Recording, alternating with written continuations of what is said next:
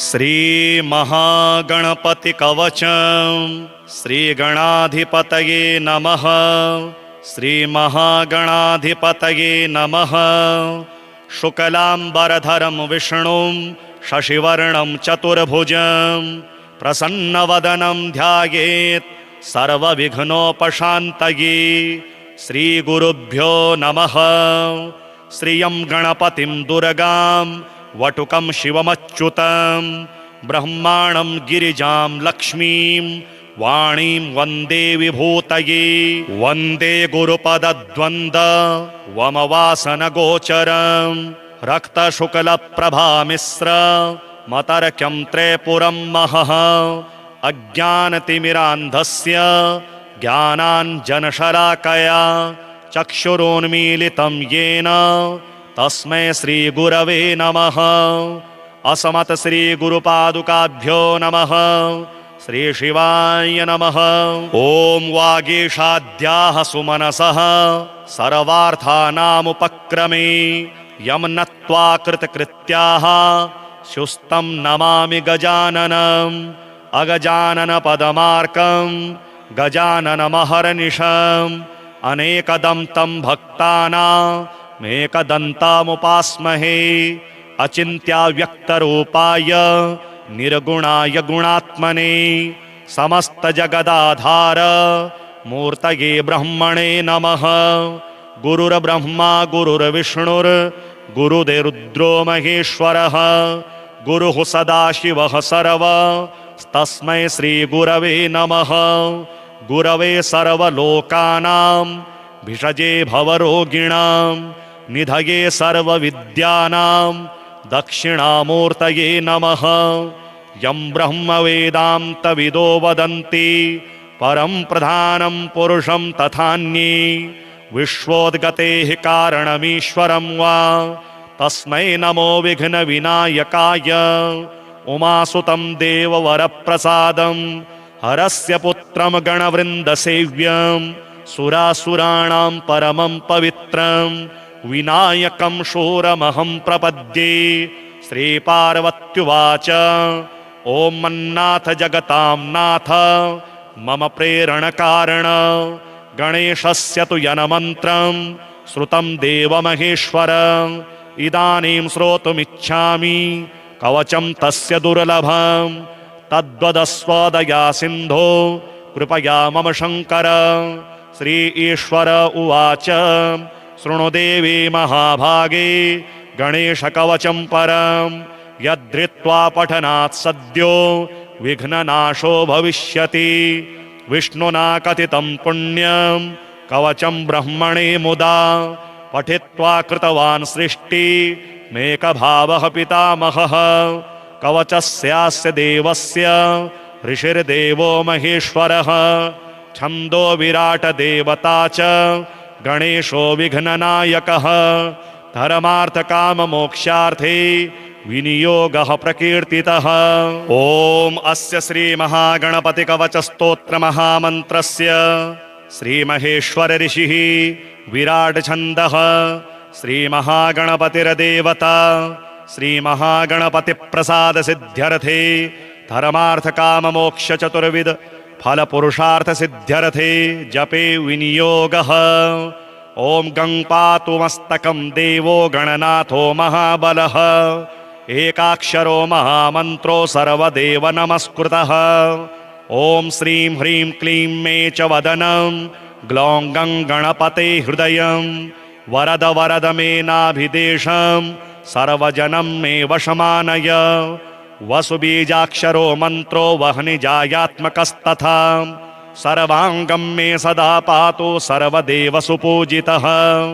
ह्रीं विरितिरि गणपति चैवावर वरवरद सर्वलोकं तथा पातु मूलाधारनियतं मे वशमानय स्वहा। षडं विंशत्यक्षरो मन्त्रो शीघ्रकालफलप्रदः पातु मां परितो देवः सर्वधर्मसमावृतम्। ह्रीं गं ह्रीं मं सर्वटङ्कं पातु श्रीमहागणापतये। वह्निजायात्मको मन्त्रो द्वादशाक्षरसंयुतः राजद्वारे जले मध्ये शून्ये गेहे श्मशानके श्रीमहागणपतिः पातु सर्वशत्रुनिबर्हणः। ह्रीं गं श्रीं वशमानै द्वयेन समाद्यतः। दशाक्षरो महामन्त्रो सर्वकार्येषु रक्ष्यतु। गं सिप्रप्रसादनाय नमोऽन्तश्च महामनुः। दशाक्षरो मन्त्रराजो दशदिक्षु सदावतु। ॐ वक्रतुण्डाय नमः पातु मां दुर्गमेषु च। हुं वक्रतुण्डाय हुं च पातु मे नृहमेधयोः। ॐ ग्रं नमः पातु नित्यं वेदवर्णात्मको मनुः। सर्वकार्येषु सर्वत्र पातु मां पार्वतीसुतः। इति ते कथितं भद्रे कवचं परमाद्भुतं। पठित्वा धारयित्वा च सर्वमाशु समालभेत्। सकृद्वायस्तु पठति कवचं देवदुर्लभम्। सर्वसिद्धियुतो भूत्वा देवतुल्यो भवेन्नरः। ब्रह्मास्त्रादीनि चास्त्राणि तदगात्रं प्राप्य पार्वती। माल्यानि चम्पकान्येव भविष्यन्ति न संशयः। रामोऽपि कवचं धृत्वा जघानाशु निशाचरान्।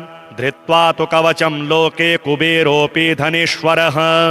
इन्द्रोमरावतीं लब्ध्वा पठनात् कवचस्य तु देवनामाधिपत्यं वै तथा वापमहेश्वरी। सृष्टिं वितनुते ब्रह्मा स्थितिं वितनुते हरिः। संहारं तनुते रुद्रोऽप्यहमेव न संशयः। भजेद्विलरूपकवचं धारयेद्भक्तितः परम्। यम यम चिन्तयते लोके तं तं प्राप्नोति सर्वदा। गन्धर्वो गायते धीरः सर्वलोकवशङ्करः। कामतुल्योऽपि नारीणां योगी योगपतिर्यथा। न देयं परशिष्येभ्यो देयं शिष्येभ्य एव च। अप्रशिष्याय दुष्टाय कृतघ्नाय दुरात्मने। भक्तिश्रद्धाविहीनाय परनिन्दापराय च।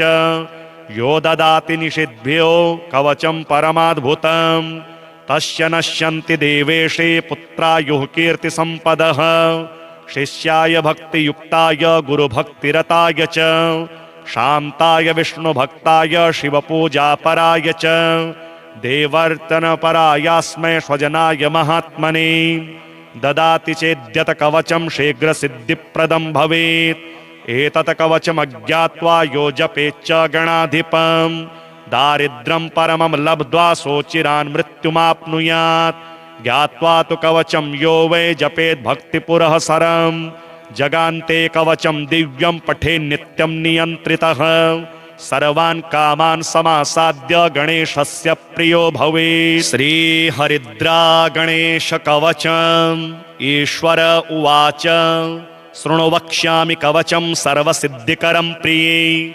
पठित्वा पाठयित्वा च मुच्यते सर्वसङ्कटात्।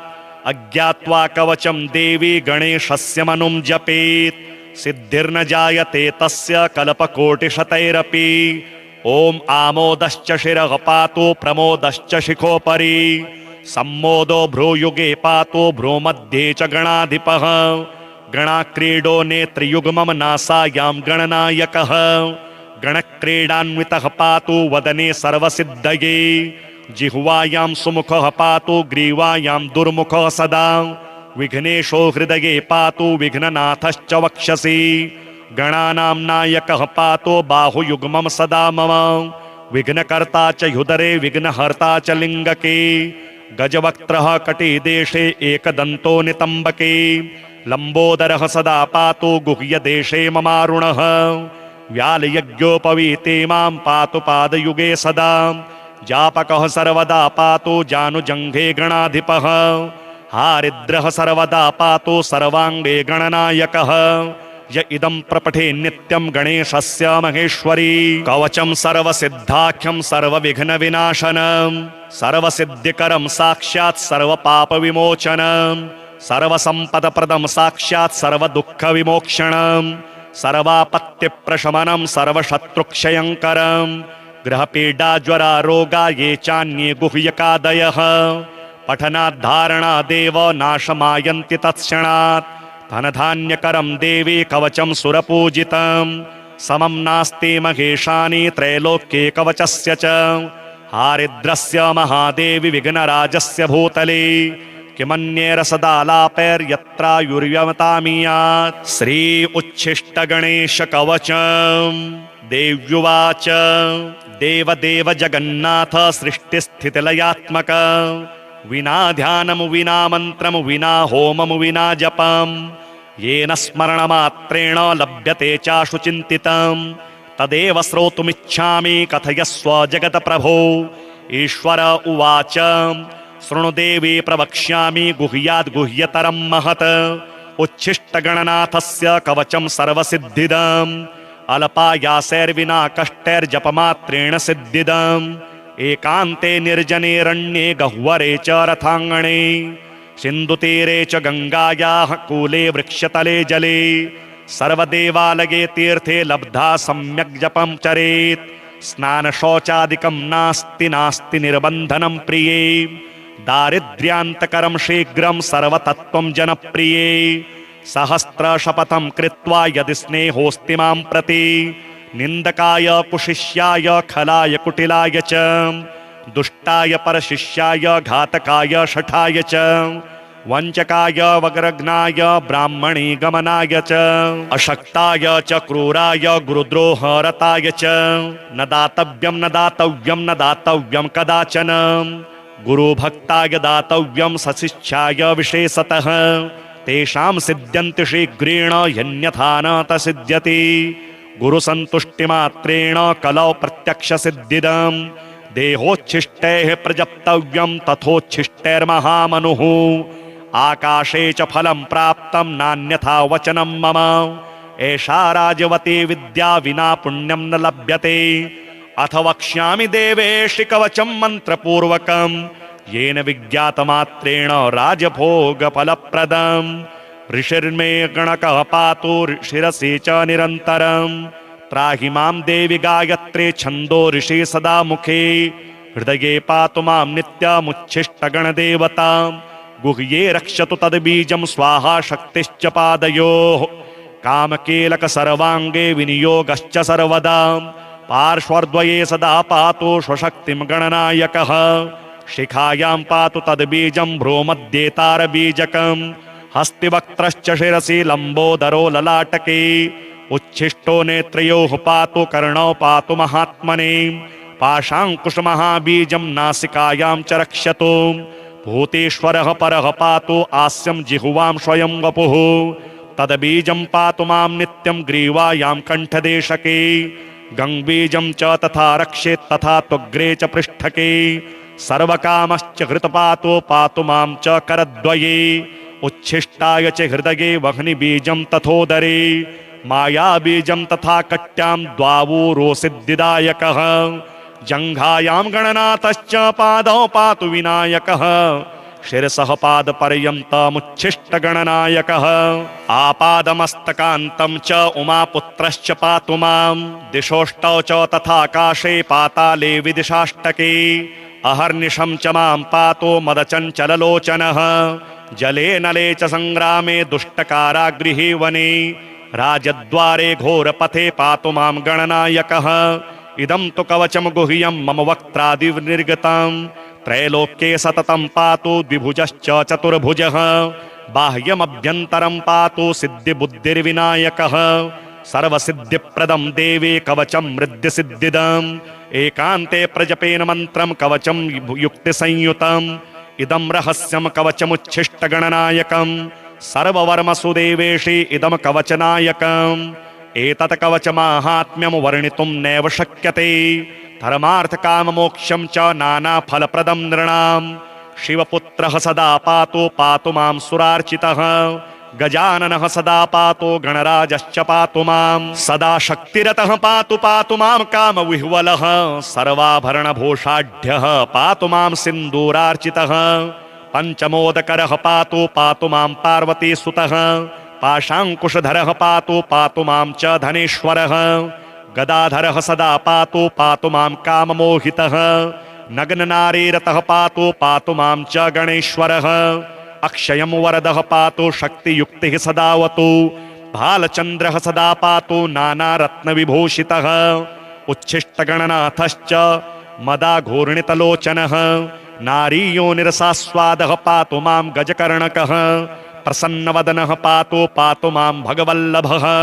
जटाधरः सदा पातु मां च किरीटिकः पद्मासनास्थितः पातु रक्तवर्णश्च पातु मां नग्नसाममदोन्मत्तः पातु मां गणदेवतः वामाङ्गे सुन्दरी युक्तः पातु मां मन्मथ प्रभुः क्षेत्रपः पातु मां श्रुतिपाठकः भूषणाढ्यस्तु मां पातु नानाभोगसमन्वितः स्मिताननः सदा पातु श्रीगणेशकुलान्वितः श्रीरक्तचन्दनमयः सुलक्षणगणेश्वरः श्वेताकर्णान्नाथश्च हरिद्रागणनायकः पारभद्रगणेशश्च पातु सप्तगणेश्वरः प्रवालगणगाध्यक्षो गजानन्तो गणेश्वरः हरबीजगणेशश्च भद्राक्षगणनायकः दिव्यसदि समुद्भूतो गणेशाश्चिन्तितप्रदः लवणस्य गणाध्यक्षो मृत्तिकागणनायकः तण्डुलाक्षगणाध्यक्षो गोमयश्च गणेश्वरः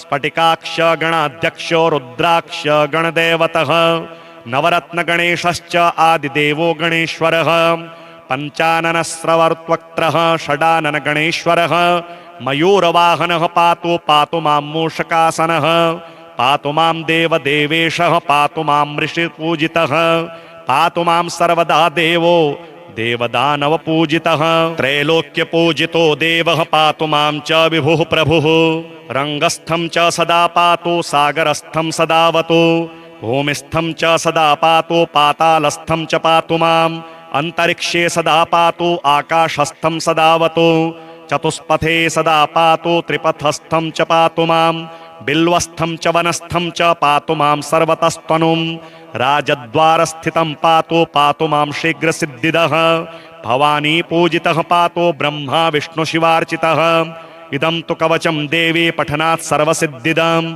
उच्छिष्टगणनाथस्य समन्त्रं कवचं परं स्मरणाद् भूतित्वं च लभते सांगतां ध्रुवं वाचः सिद्धिकरं शीघ्रं परसैन्यविदारणं प्रातर्मध्याह्न सायाह्ने दिवारात्रौ पठेन्नरः चतुर्थ्यां दिवसे रात्रौ पूजने मानदायकं सर्वसौभाग्यदं शीघ्रं दारिद्र्यार्णवघातकं सुदार सुप्रसाद सौख्यं सर्वसिद्धिकरं नृणाम् जलेऽथवा नलेरण्ये सिन्धुतीरे सरित्तटे श्मशाने दूरदेशे च रणे पर्वतगह्वरे राजद्वारे भये घोरे निर्भयो जायते ध्रुवं सागरे च महाशीते दुर्भिक्षे दुष्टसङ्कटे भूतप्रेतपिशाचादि यक्षराक्षसजे भये राक्षसी यक्षिणी क्रूरा शाकिनी डाकिनी गणाः राजमृत्युहरं देवी कवचं कामधेनुवत् अनन्तफलदं देवी सति मोक्षं च पार्वती कवचेन विना मन्त्रं यो जपेत गणनायकम्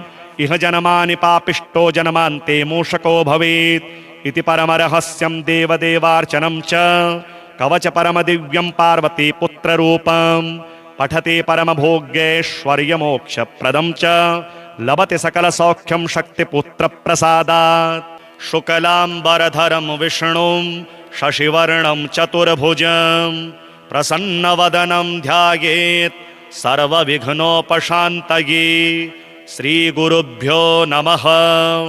श्रियं गणपतिं दुर्गां वटुकं शिवमच्युतं ब्रह्माणं गिरिजां लक्ष्मीं वाणीं वन्दे विभूतये वन्दे गुरुपदद्वन्द्व वमवासनगोचरं रक्तशुक्लप्रभामिश्र मतर्क्यं त्रैपुरं महः अज्ञानतिमिरान्धस्य ज्ञानाञ्जनशलाकया चक्षुरोन्मीलितं येन तस्मै श्रीगुरवे नमः। असमत श्रीगुरुपादुकाभ्यो नमः। श्रीशिवाय नमः।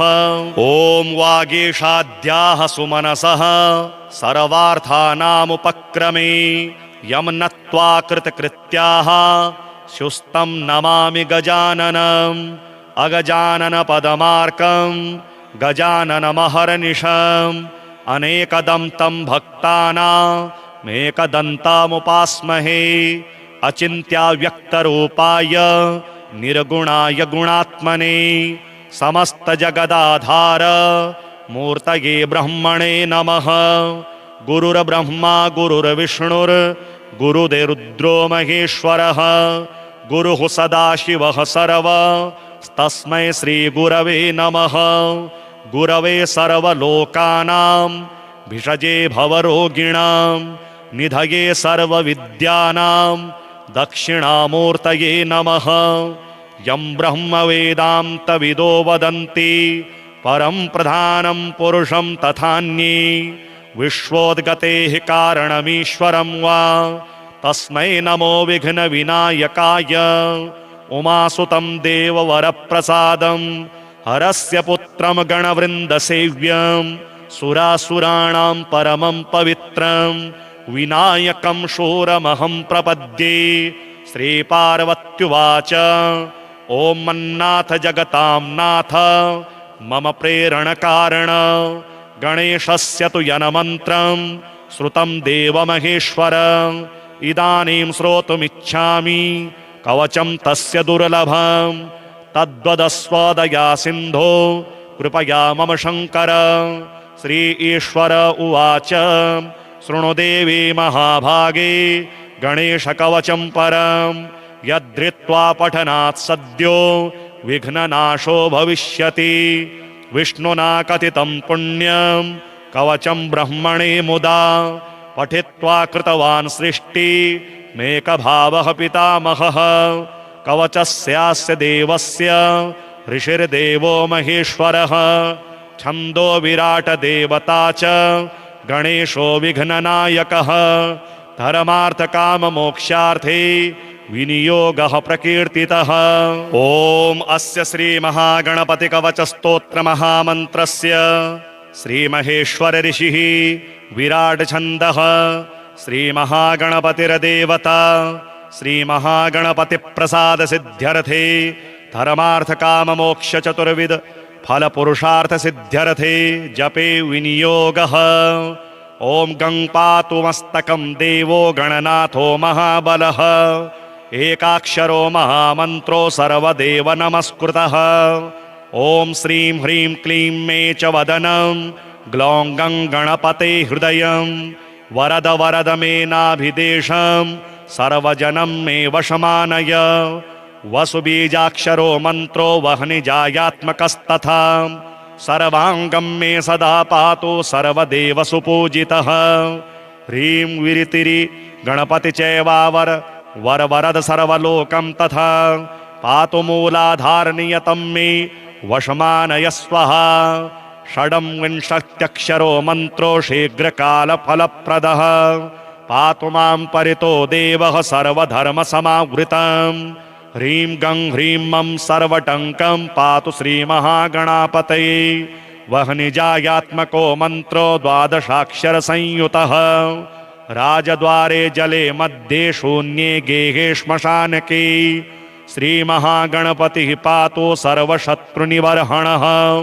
ह्रीं गं श्रीं वशमानै द्वयेन समाद्यतः दशाक्षरो महामन्त्रो सर्वकार्येषु रक्षतु।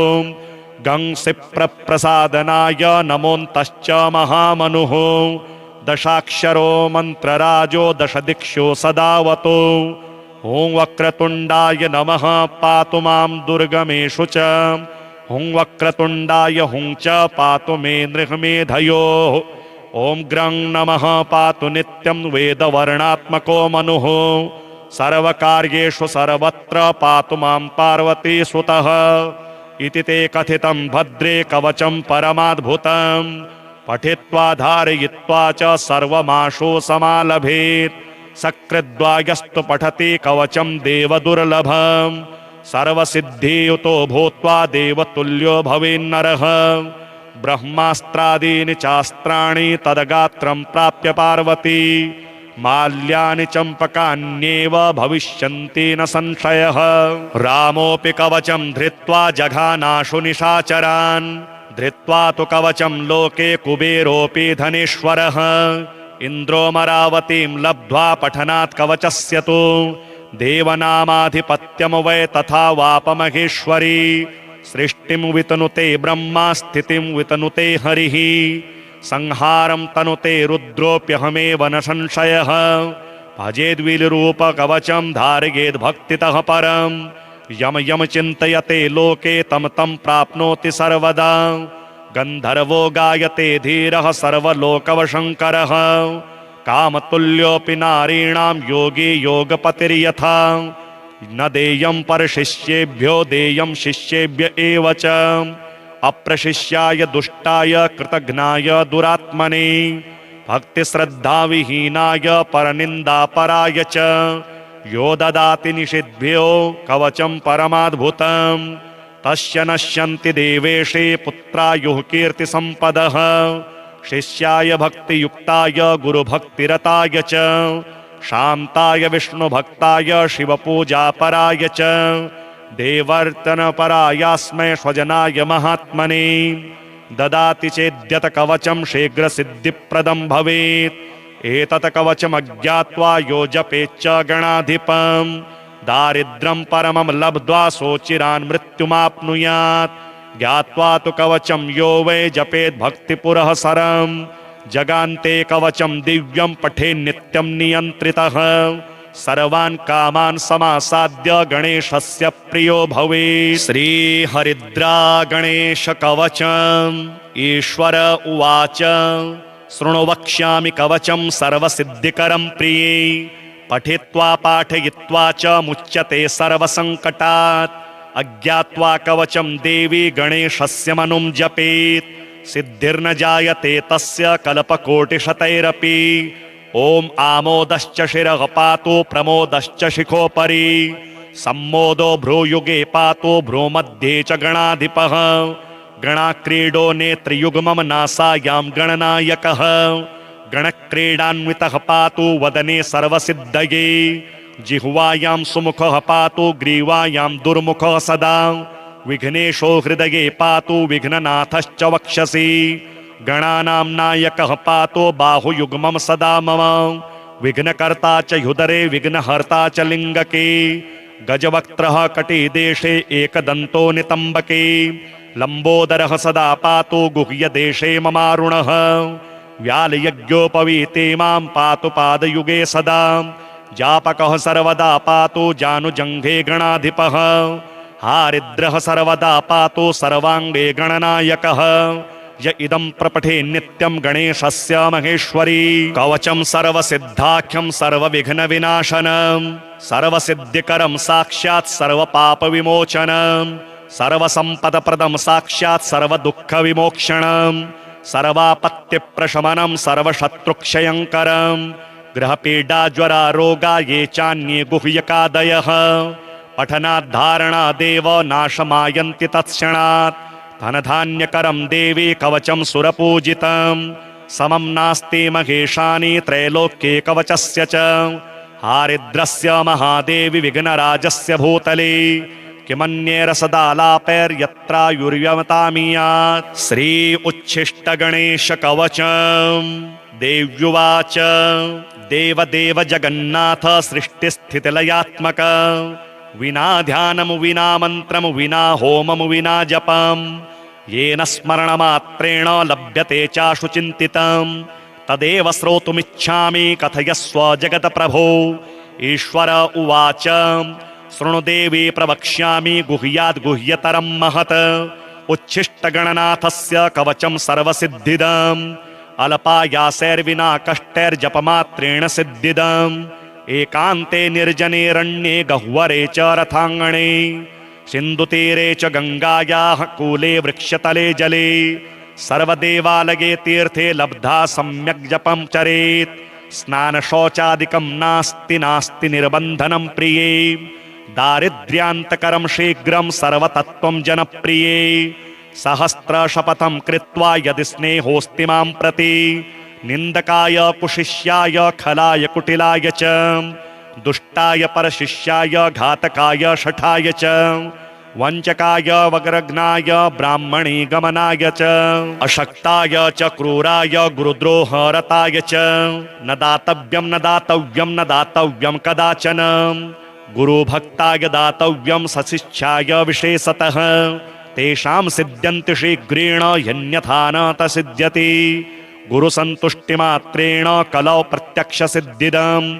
देहोच्छिष्टैः प्रजप्तव्यं तथोच्छिष्टैर्महामनुः आकाशे च फलं प्राप्तं नान्यथा वचनं मम एषा राजवती विद्या विना पुण्यं न लभ्यते अथ वक्ष्यामि देवेशि कवचं मन्त्रपूर्वकं येन विज्ञातमात्रेण राजभोगफलप्रदम् ऋषिर्मे गणकः पातु शिरसि च निरन्तरम् त्राहि मां देवि गायत्रे छन्दो ऋषि सदा मुखे हृदये पातु मां नित्यमुच्छिष्टगणदेवतां गुह्ये रक्षतु तद्बीजं स्वाहा शक्तिश्च पादयोः कामकीलक सर्वाङ्गे विनियोगश्च सर्वदा पार्श्वद्वये सदा पातु स्वशक्तिं गणनायकः शिखायां पातु तद्बीजं भ्रूमध्ये तारबीजकम् हस्तिवक्त्रश्च शिरसि लम्बोदरो ललाटके उच्छिष्टो नेत्रयोः पातु कर्णौ पातु महात्मने पाशाङ्कुशमहाबीजं नासिकायां च रक्षतु भूतेश्वरः परः पातु आस्यं जिह्वां स्वयं वपुः तद्बीजं पातु मां नित्यं ग्रीवायां कण्ठदेशके गङ्बीजं च तथा रक्षेत् तथा त्वग्रे च पृष्ठके सर्वकामश्च हृतपातो पातु मां च करद्वये उच्छिष्टाय च हृदये वह्निबीजं तथोदरे मायाबीजं तथा कट्यां द्वावूरो सिद्धिदायकः जङ्घायां गणनाथश्च पादौ पातु विनायकः शिरसः पादपर्यन्तमुच्छिष्टगणनायकः आपादमस्तकान्तं च उमापुत्रश्च पातु मां दिशोष्टौ च तथाकाशे पाताले विदिशाष्टके अहर्निशं च मां पातु मदचञ्चललोचनः जले नले च संग्रामे दुष्टकारागृहे वने राजद्वारे घोरपथे पातु मां गणनायकः इदं तु कवचं गुह्यं मम वक्त्रादिर्निर्गतं त्रैलोक्ये सततं पातु द्विभुजश्च चतुर्भुजः बाह्यमभ्यन्तरं पातु सिद्धिबुद्धिर्विनायकः सर्वसिद्धिप्रदं देवे कवचं मृद्धिसिद्धिदम् एकान्ते प्रजपेन मन्त्रं कवचं युक्तिसंयुतम् इदं रहस्यं कवचमुच्छिष्टगणनायकं सर्ववर्मसु देवेशि इदं कवचनायकम् एतत् कवचमाहात्म्यं वर्णितुं नैव शक्यते धर्मार्थकाममोक्षं च नानाफलप्रदं नृणां शिवपुत्रः सदा पातु मां सुरार्चितः गजाननः सदा पातु गणराजश्च पातु मां सदा शक्तिरतः पातु मां कामविह्वलः सर्वाभरणभूषाढ्यः पातु मां सिन्दूरार्चितः पञ्चमोदकरः पातु मां पार्वतीसुतः पाशाङ्कुशधरः पातु मां च धनेश्वरः गदाधरः सदा पातु मां काममोहितः नग्ननारीरतः पातु मां च गणेश्वरः अक्षयं वरदः पातु शक्तियुक्तिः सदावतु भालचन्द्रः सदा पातु नानारत्नविभूषितः उच्छिष्टगणनाथश्च मदाघूर्णितलोचनः नारीयोनिरसास्वादः पातु मां गजकर्णकः प्रसन्नवदनः पातु मां भगवल्लभः जटाधरः सदा पातु मां च किरीटिकः पदमासनास्थितः पातु रक्तवर्णश्च पातु मां नग्नसाममदोन्मत्तः पातु मां गणदेवतः वामाङ्गे सुन्दरी युक्तः पातु मां मन्मथः प्रभुः क्षेत्रपः पातु मां श्रुतिपाठकः भूषणाढ्यस्तु मां पातु नानाभोगसमन्वितः स्मिताननः सदा पातु श्रीगणेशकुलान्वितः श्रीरक्तचन्दनमयः सुलक्षणगणेश्वरः श्वेताकर्णान्नाथश्च हरिद्रागणनायकः पारभद्रगणेशश्च पातु सप्तगणेश्वरः प्रवालगणगाध्यक्षो गजानन्तो गणेश्वरः हरबीजगणेशश्च भद्राक्षगणनायकः दिव्यसदि समुद्भूतो गणेशाश्चिन्तितप्रदः लवणस्य गणाध्यक्षो मृत्तिकागणनायकः तण्डुलाक्षगणाध्यक्षो गोमयश्च गणेश्वरः स्फटिकाक्षगणाध्यक्षो रुद्राक्षगणदेवतः नवरत्नगणेशश्च आदिदेवो गणेश्वरः पञ्चाननस्रवर्त्वक्त्रः षडाननगणेश्वरः मयूरवाहनः पातु मां मूषकासनः पातु मां देवदेवेशः पातु मां ऋषिपूजितः पातु मां सर्वदा देवो देवदानवपूजितः त्रैलोक्यपूजितो देवः पातु मां च विभुः प्रभुः रङ्गस्थं च सदा पातु सागरस्थं सदावतु भूमिस्थं च सदा पातु पातालस्थं च पातु माम् अंतरिक्षे सदा पातु आकाशस्थं सदावतु चतुष्पथे सदा पातु त्रिपथस्थं च पातु माम् बिल्वस्थं च वनस्थं च पातु मां सर्वतस्तनुं राजद्वारस्थितं पातु मां शीघ्रसिद्धिदः भवानी पूजितः पातु ब्रह्मा विष्णुशिवार्चितः इदं तु कवचं देवी पठनात् सर्वसिद्धिदम् उच्छिष्टगणनाथस्य समन्त्रं कवचं परम् स्मरणाद् भूतित्वं च लभते सांगतां ध्रुवं वाचः सिद्धिकरं शीघ्रं परसैन्यविदारणम् प्रातर्मध्याह्न सायाह्ने दिवारात्रौ पठेन्नरः चतुर्थ्यां दिवसे रात्रौ पूजने मानदायकम् सर्वसौभाग्यदं शीघ्रं दारिद्र्यार्णवघातकम् सुदार सुप्रसाद सौख्यं सर्वसिद्धिकरं नृणाम् जलेऽथवा नलेरण्ये सिन्धुतीरे सरित्तटे श्मशाने दूरदेशे च रणे पर्वतगह्वरे राजद्वारे भये घोरे निर्भयो जायते ध्रुवम् सागरे च महाशीते दुर्भिक्षे दुष्टसङ्कटे भूतप्रेतपिशाचादि यक्षराक्षसजे भये राक्षसी यक्षिणी क्रूरा शाकिनी डाकिनी गणाः राजमृत्युहरं देवी कवचं कामधेनुवत् अनन्तफलदं देवी सति मोक्षं च पार्वती कवचेन विना मन्त्रं यो जपेत् गणनायकम् इह जन्मानि पापिष्टो जन्मान्ते मूषको भवेत् इति परमरहस्यं देवदेवार्चनं च कवच परमदिव्यं पार्वती पुत्ररूपम् पठति परमभोग्यैश्वर्यमोक्षप्रदं च लभते सकलसौख्यं शक्तिपुत्रप्रसादात् शुक्लाम्बरधरं विष्णुं शशिवर्णं चतुर्भुजं प्रसन्नवदनं ध्यायेत् सर्वविघ्नोपशान्तये श्रीगुरुभ्यो नमः। श्रियं गणपतिं दुर्गां वटुकं शिवमच्युतं ब्रह्माणं गिरिजां लक्ष्मीं वाणीं वन्दे विभूतये वन्दे गुरुपदद्वन्द्व वमवासनगोचरम् रक्तशुक्लप्रभामिश्र मतर्क्यं त्रैपुरं महः अज्ञानतिमिरान्धस्य ज्ञानाञ्जनशलाकया चक्षुरोन्मीलितं येन तस्मै श्रीगुरवे नमः। असमत श्रीगुरुपादुकाभ्यो नमः। श्रीशिवाय नमः।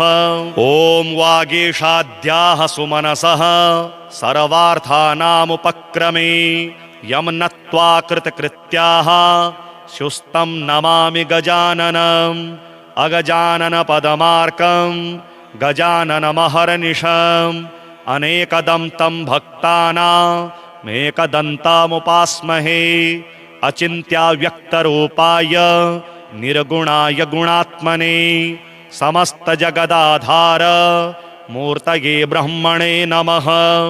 गुरुर्ब्रह्मा गुरुर्विष्णुर् गुरुर्रुद्रो महेश्वरः गुरुः सदाशिवः सर्वस्तस्मै श्रीगुरवे नमः। गुरवे सर्वलोकानां भिषजे भवरोगिणां निधये सर्वविद्यानां दक्षिणामूर्तये नमः। यं ब्रह्मवेदान्तविदो वदन्ति परं प्रधानं पुरुषं तथान्ये विश्वोद्गतेः कारणमीश्वरं वा तस्मै नमो विघ्नविनायकाय। उमासुतं देववरप्रसादं हरस्य पुत्रं गणवृन्दसेव्यं सुरासुराणां परमं पवित्रं विनायकं शूरमहं प्रपद्ये। श्रीपार्वत्युवाच ॐ मन्नाथ जगतां नाथ मम प्रेरणकारण गणेशस्य तु यन्मन्त्रं श्रुतं देवमहेश्वर इदानीं श्रोतुमिच्छामि कवचं तस्य दुर्लभं तद्वदस्वदया सिन्धो कृपया मम शङ्कर। श्री ईश्वर उवाच शृणु देवी महाभागे गणेशकवचं परं यद्धृत्वा पठनात् सद्यो विघ्ननाशो भविष्यति। विष्णुना कथितं पुण्यं कवचं ब्रह्मणे मुदा पठित्वा कृतवान् सृष्टिमेकभावः पितामहः। कवचस्यास्य देवस्य ऋषिर्देवो महेश्वरः छन्दो विराट देवता च गणेशो विघ्ननायकः धर्मार्थकाममोक्षार्थे विनियोगः प्रकीर्तितः। ॐ अस्य श्री महागणपति कवच स्तोत्र महामन्त्रस्य श्री महेश्वर ऋषिः विराट छन्दः श्री महागणपतिर्देवता श्री महागणपति प्रसाद सिद्ध्यर्थे धर्मार्थ काम मोक्ष चतुर्विध फल पुरुषार्थ सिद्ध्यर्थे जपे विनियोगः। ओम गं पातु मस्तकं देवो गणनाथो महाबलः एकाक्षरो महामन्त्रो सर्वदेव नमस्कृतः। ओम श्रीं ह्रीं क्लीं मे च वदनं ग्लौं गं गणपते हृदयं वरद वरद मे नाभिदेशं सर्वजनं मे वशमानय। वसुबीजाक्षरो मन्त्रो वह्निजायात्मकस्तथा सर्वांगं मे सदा पातु सर्वदेव सुपूजितः।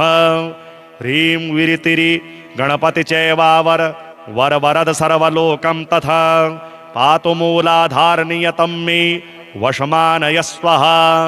षड्विंशत्यक्षरो मन्त्रो शीघ्रकालफलप्रदः पातु मां परितो देवः सर्वधर्मसमावृतं। ह्रीं गं ह्रीं मं सर्वटङ्कं पातु श्रीमहागणापतये वह्निजायात्मको मन्त्रो द्वादशाक्षरसंयुतः। राजद्वारे जले मध्ये शून्ये गेहे श्मशानके श्रीमहागणपतिः पातु सर्वशत्रुनिवर्हणः। ह्रीं गं श्रीं वशमानै द्वयेन समाद्यतः दशाक्षरो महामन्त्रो सर्वकार्येषु रक्षतु। गं सिप्रप्रसादनाय नमोऽन्तश्च महामनुः दशाक्षरो मन्त्रराजो दशदिक्षु सदावतु। ॐ वक्रतुण्डाय नमः पातु मां दुर्गमेषु च हुं वक्रतुण्डाय हुं च पातु मे नृहमेधयोः। ॐ ग्रं नमः पातु नित्यं वेदवर्णात्मको मनुः सर्वकार्येषु सर्वत्र पातु मां पार्वती सुतः। इति ते कथितं भद्रे कवचं परमाद्भुतं पठित्वा धारयित्वा च सर्वमाशु समालभेत्। सकृद्वायस्तु पठति कवचं देवदुर्लभं सर्वसिद्धियुतो भूत्वा देवतुल्यो भवेन्नरः। ब्रह्मास्त्रादीनि चास्त्राणि तदगात्रं प्राप्य पार्वती माल्यानि चम्पकान्येव भविष्यन्ति न संशयः। रामोऽपि कवचं धृत्वा जघानाशु निशाचरान् धृत्वा तु कवचं लोके कुबेरोऽपि धनेश्वरः। इन्द्रोऽमरावतीं लब्ध्वा पठनात् कवचस्य तु देवनामाधिपत्यं वै तथा वापमहेश्वरी। सृष्टिं वितनुते ब्रह्मा स्थितिं वितनुते हरिः संहारं तनुते रुद्रोऽप्यहमेव न संशयः। भजेद्विलरूपकवचं धारयेद्भक्तितः परं यम यम चिन्तयते लोके तं तं प्राप्नोति सर्वदा। गन्धर्वो गायते धीरः सर्वलोकवशङ्करः कामतुल्योऽपि नारीणां योगी योगपतिर्यथा। न देयं परशिष्येभ्यो देयं शिष्येभ्य एव च अप्रशिष्याय दुष्टाय कृतघ्नाय दुरात्मने भक्तिश्रद्धाविहीनाय परनिन्दापराय च यो ददाति निषिद्धभ्यो कवचं परमाद्भुतं तस्य नश्यन्ति देवेशे पुत्रायुः कीर्तिसम्पदः। शिष्याय भक्तियुक्ताय गुरुभक्तिरताय च शान्ताय विष्णुभक्ताय शिवपूजापराय च देवर्तनपरायास्मै स्वजनाय महात्मने ददाति चेद्यत कवचं शीघ्रसिद्धिप्रदं भवेत्। एतत् कवचमज्ञात्वा यो जपेच्च गणाधिपं दारिद्र्यं परमं लब्ध्वा सोचिरान् मृत्युमाप्नुयात्। ज्ञात्वा तु कवचं यो वै जपेत् भक्तिपुरः सरं जगान्ते कवचं दिव्यं पठे नित्यं नियन्त्रितः। सर्वान् कामान् समासाद्य गणेशस्य प्रियो भवेत्। श्री हरिद्रा गणेश कवचम् ईश्वर उवाच शृणु वक्ष्यामि कवचं सर्वसिद्धिकरं प्रिये पठित्वा पाठयित्वा च मुच्यते सर्वसङ्कटात्। अज्ञात्वा कवचं देवी गणेशस्य मनुं जपेत् सिद्धिर्न जायते तस्य कल्पकोटिशतैरपि।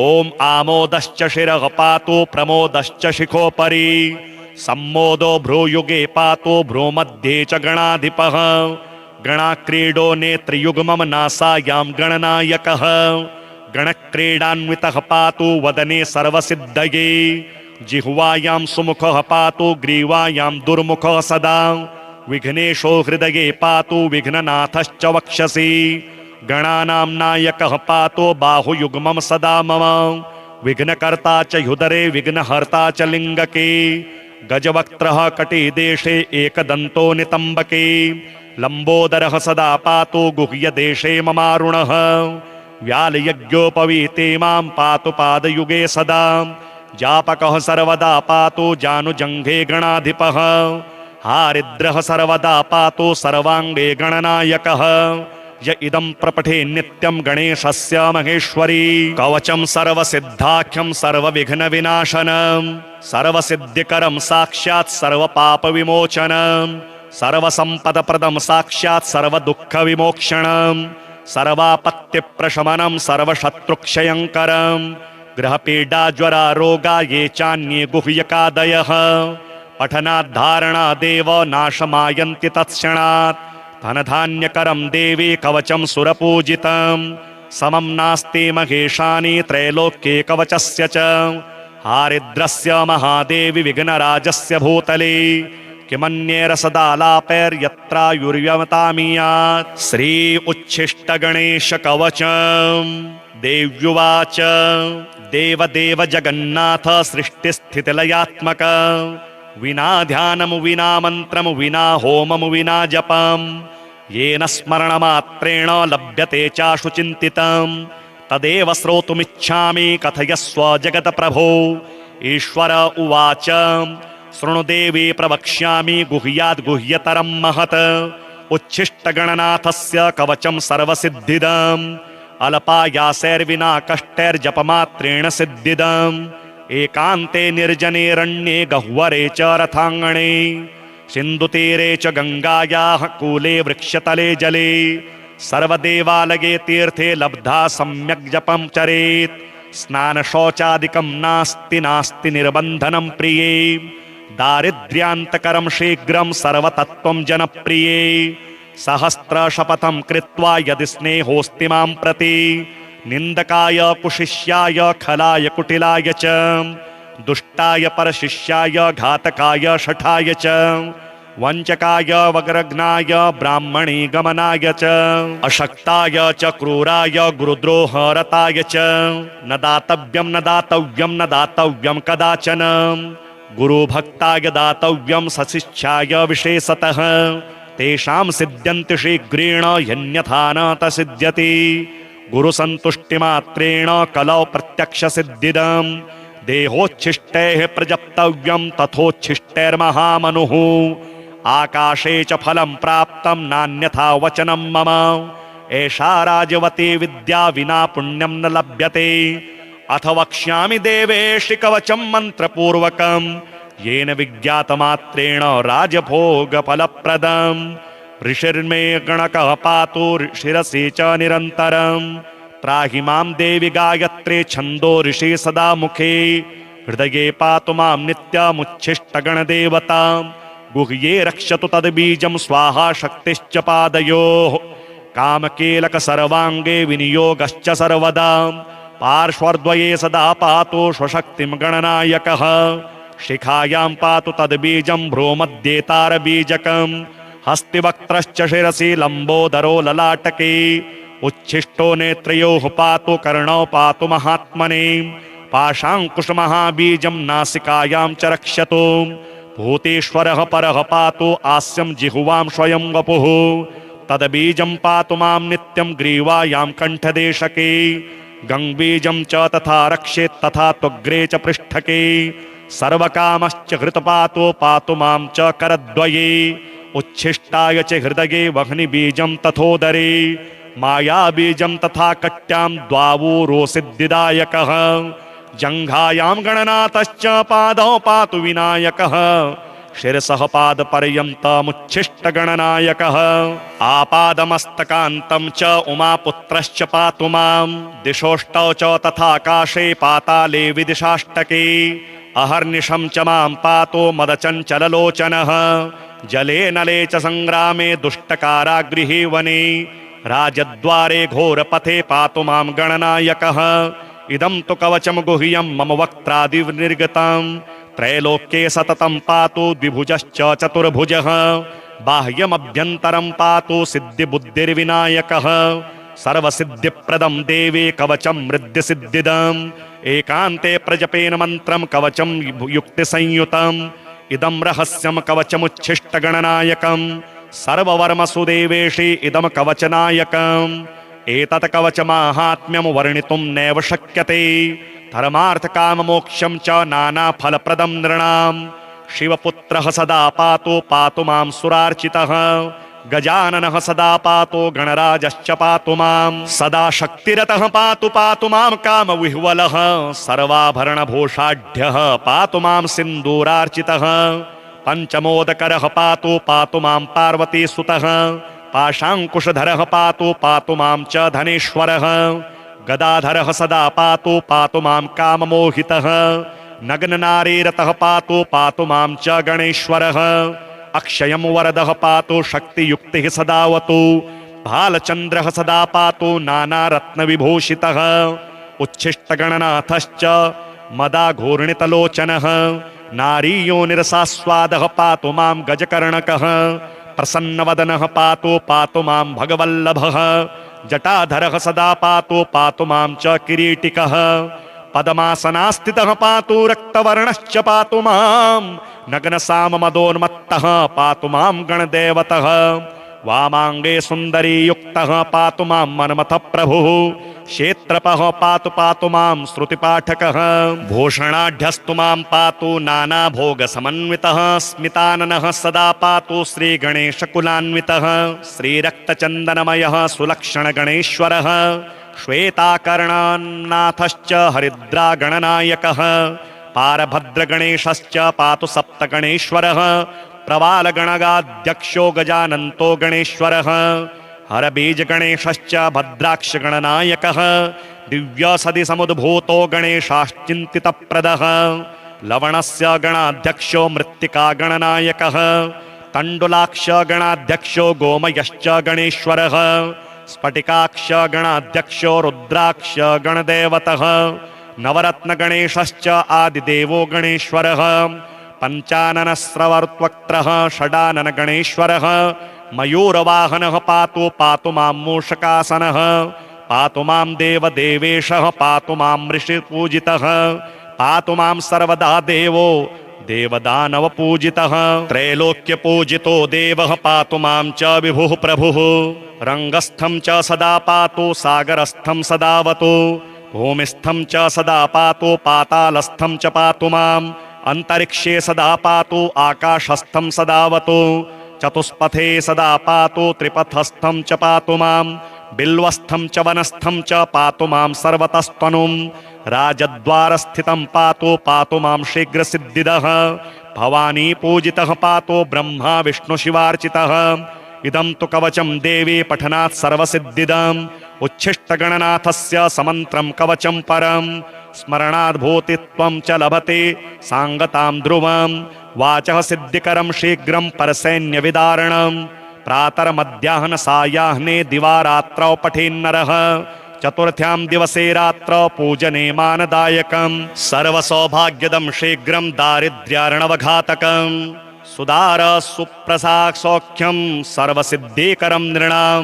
जलेऽथवा नलेरण्ये सिन्धुतीरे सरित्तटे श्मशाने दूरदेशे च रणे पर्वतगह्वरे राजद्वारे भये घोरे निर्भयो जायते ध्रुवं सागरे च महाशीते दुर्भिक्षे दुष्टसङ्कटे भूतप्रेतपिशाचादि यक्षराक्षसजे भये राक्षसी यक्षिणी क्रूरा शाकिनी डाकिनी गणाः राजमृत्युहरं देवी कवचं कामधेनुवत् अनन्तफलदं देवी सति मोक्षं च पार्वती कवचेन विना मन्त्रं यो जपेत गणनायकम् इह जनमानि पापिष्टो जनमान्ते मूषको भवेत् इति परमरहस्यं देवदेवार्चनं च कवच परमदिव्यं पार्वती पुत्ररूपं पठते परमभोग्यैश्वर्यमोक्षप्रदं च लभते सकलसौख्यं शक्तिपुत्रप्रसादात्।